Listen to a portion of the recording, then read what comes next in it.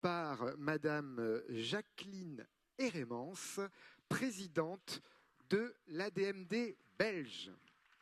Chère Jacqueline.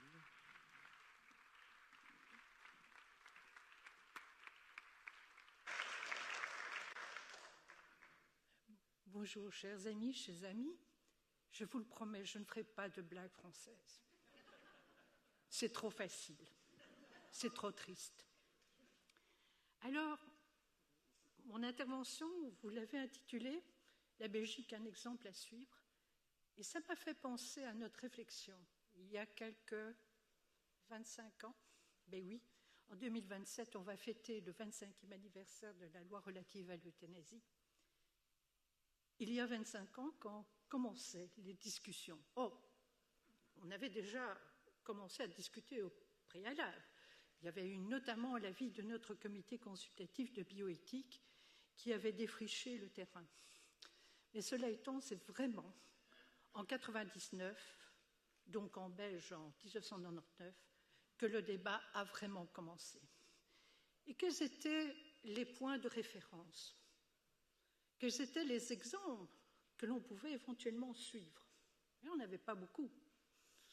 Il y avait l'Oregon, qui avait obtenu une loi par référendum en 1997. Ça ne nous plaisait pas beaucoup. Non pas que je ne salue pas les efforts qui ont été faits en Oregon pour permettre à un certain nombre de personnes de pouvoir partir quand elles le souhaitaient. Mais c'était beaucoup trop restrictif. Beaucoup trop restrictif avec le fait que ces personnes ne pouvaient avoir une espérance de vie supérieure à 6 mois. Restrictif aussi par rapport à l'accompagnement. En fait, le médecin, si j'ose dire, se contentait de tracer une ordonnance et le patient allait chercher le produit qui était là quelque part dans son armoire, éventuellement pris par quelqu'un d'autre ou administré à quelqu'un d'autre, et le patient se retrouvait seul le jour J, avec tout ce que cela peut comporter comme aléa. Donc, on a écarté cette référence.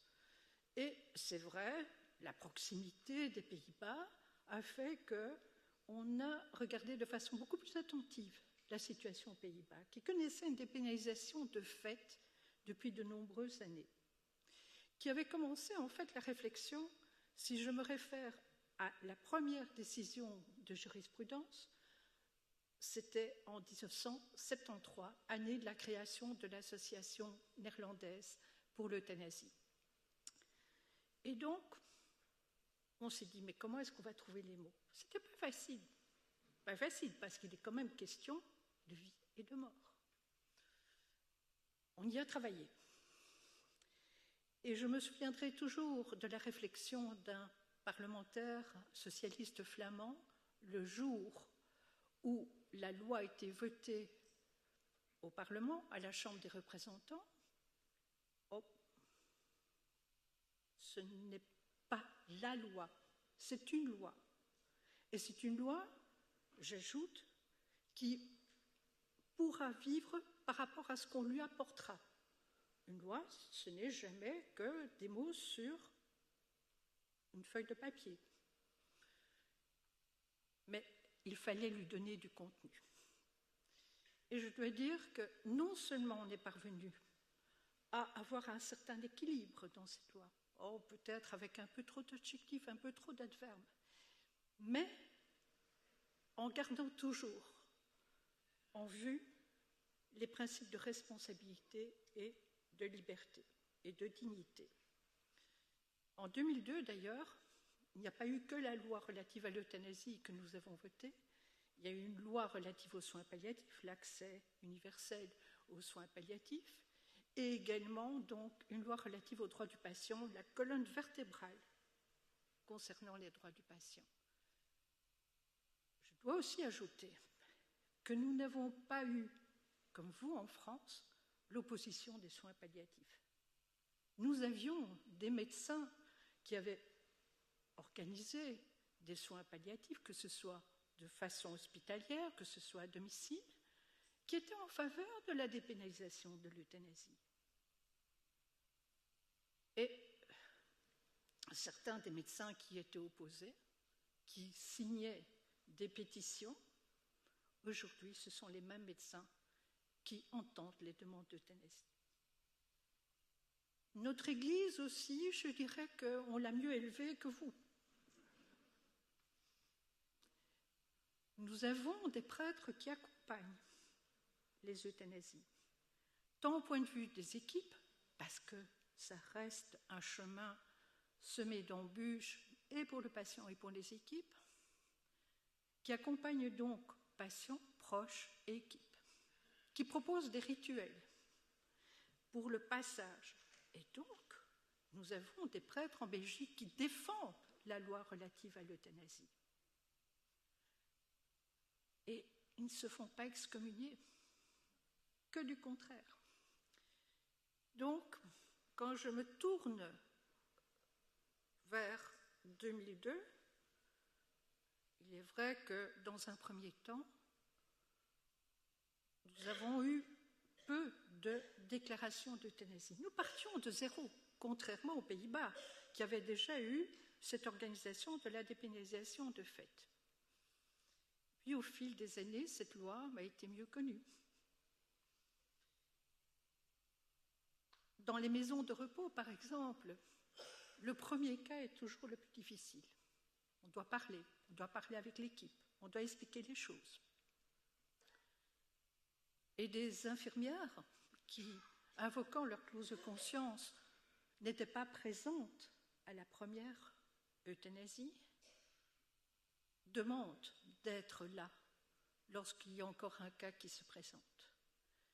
Et donc, c'est vrai qu'il y a cette évolution. Si on prend les chiffres, je pourrais vous donner un chiffre. 40 000 déclarations, plus de 40 000 déclarations d'euthanasie que nous avons examinées depuis 2002 à la Commission fédérale de contrôle et d'évaluation de la loi relative à l'euthanasie.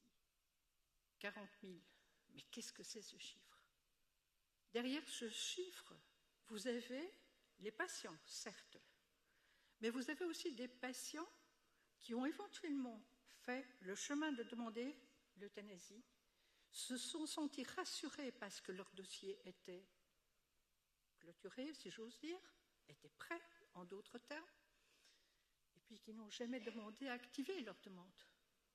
Mais c'était une sorte d'assurance pour une porte de sortie digne selon leur conception. Vous avez les familles, les proches, avec la possibilité de préparer son deuil avant le départ de l'être bien-aimé. Vous avez les équipes aussi, qui, lorsqu'elles peuvent accompagner ainsi, ont le sentiment, la conscience du devoir accompli, d'avoir apporté cet ultime soin. Bien sûr, je vous ai dit, la loi contient beaucoup d'adverbes et d'adjectifs, mais elle a une autre caractéristique, elle est souple. Ce qui veut dire qu'on doit toujours se poser la question pour un cas, est-ce que nous sommes en face de la demande volontaire, réitérée, réfléchie, sans pression extérieure d'un patient compétent qui éprouve des souffrances physiques ou psychiques causées par une affection grave et incurable. Mais nous n'avons pas défini ces affections graves et incurables et nous n'en avons pas exclu. Autrement dit, il est possible pour des patients qui sont atteints d'affections psychiatriques de faire une demande d'euthanasie. Il est possible pour des patients qui sont atteints de la maladie d'Alzheimer, qui affecte leur capacité cognitive, de faire une demande d'euthanasie tant qu'ils ont suffisamment de moments de lucidité. Il faut toujours se poser ces questions essentielles concernant les conditions qui sont posées. Mais oui, en Belgique, il est possible pour un patient atteint de troubles psychiatriques de demander l'euthanasie. Le nombre le plus important, ce sont des patients atteints de cancer. Mais ensuite, vous avez les polypathologies, c'est-à-dire la conjugaison d'affections graves et incurables qui font que, justement, la personne se retrouve avec une affection grave et incurable. Peut-être que l'une de ces affections prises isolément ne lui aurait pas ouvert la porte de l'euthanasie, mais la conjugaison de ces affections graves et incurables font que, oui, il y a la possibilité de demander l'euthanasie. Et c'est la deuxième cause aujourd'hui pour les demandes d'euthanasie. Et puis vous avez les maladies neurologiques dégénératives, donc le cortège, sclérose en plaques, Parkinson, et c'est là. Mais avec un nombre plus réduit, on se retrouve dans une dizaine de pourcents. Je ne vais pas vous abreuver de chiffres, mais c'est simplement pour décrire quelque peu quels sont les patients qui font cette demande d'euthanasie. Alors on a aussi parlé à un moment donné, la Belgique, après avoir voulu se libérer, enfin plutôt éradiquer les vieux, s'est attaquée aux jeunes. Ouf! Mon Dieu, quel pays de barbares. Oui, on a réfléchi à la chose. Pourquoi? Parce que ça a été demandé par des professionnels de la santé qui suivaient des enfants. Ce n'est pas, je dirais, une idée qui a germé un jour dans le cerveau malade de parlementaires. Non, c'était bien parce qu'il y avait une demande, qu'il y avait une réalité de terrain. Et donc en 2014, on a étendu la loi relative à l'euthanasie aux mineurs, avec des conditions plus restrictives. Avec le fait que, par exemple, les parents doivent donner leur accord. Avec le fait aussi que seuls les cas où le décès prévisible à brève échéance seront pris en considération. Eh bien, heureusement, je dirais, depuis ce vote de 2014, il y a eu donc 6 enfants qui ont bénéficié de l'euthanasie. Et il y a un cas dont je voudrais vous parler. C'était une jeune fille qui a voulu fêter ses 16 ans, mais qui était atteinte d'une tumeur au cerveau et qui sentait bien que son avenir, il n'y en avait pas. Elle était très impliquée dans la société, dans la vie sociale. Et elle a voulu que son euthanasie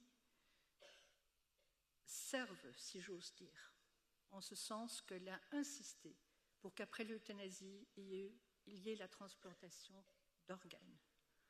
Un de ces organes, malheureusement, n'a pas pu être transplanté. Il s'agissait de son cœur. C'était le cœur d'une jeune fille de 16 ans. Et les seuls patients qui étaient en attente étaient des hommes. D'un certain âge, le cœur n'aurait pas pris sa place dans leur corps. Et voilà, c'est un exemple. Et aujourd'hui, dans la société, l'euthanasie est très, très bien acceptée. Alors, nous avons encore des opposants, et nous les aurons toujours. Je dirais que parfois, ils viennent même de l'étranger. J'ai quand même envie de citer une association française, la Fondation Jérôme Lejeune. Eh bien oui, et c'est même la Fondation Jérôme Lejeune qui a osé m'envoyer un message en disant « Comment vous permettez-vous cette ingérence dans la politique française parce que vous avez été entendu par la Commission des affaires sociales du Sénat ?» Mais bon sang, j'étais invitée. Alors j'aurais dû dire « Non, la Fondation Jérôme Lejeune ne veut pas que je vienne. » Bien, donc des opposants, nous en aurons toujours. Il y a une affaire qui a été introduite devant la Cour européenne des lois la Cour européenne des droits de l'homme à Strasbourg, et le requérant était soutenu par une association dont le siège est en Autriche, à Vienne, EDF, et qui, aux États-Unis, a aidé énormément au renversement de la jurisprudence Roe-Wade, donc au sujet de l'avortement. Donc oui, il faut être attentif à cette montée d'un certain intégrisme catholique ou évangélique, ou les deux. Donc oui, des opposants, on en aura toujours. Mais entre-temps, ils ont donc imaginé que la Cour européenne des droits de l'homme allait condamner la Belgique par rapport à sa loi relative à l'euthanasie. Raté. Raté. La Cour européenne des droits de l'homme, dans son arrêt de 2022, a avalisé la loi belge, a avalisé le cas qui lui était soumis, et c'était un cas précisément où la patiente était atteinte de troubles psychiatriques, était en dépression, mais depuis des années. Elle était suivie depuis des années et aucune solution n'avait pu être trouvée. Donc, notre loi est passée par, je dirais, la Cour européenne des droits de l'homme. C'est pas rien. Donc, leur tentative a échoué. Mais ils reviendront, ça j'en suis certaine. Alors, tout ce que je peux vous souhaiter, et nous souhaiter aussi, parce qu'on a un certain intérêt en Belgique qu'il y ait une loi en France, c'est que, après n'avoir rien lâché, vous l'obteniez enfin, cette loi. Elle ne sera peut-être pas parfaite, même si c'est une loi française.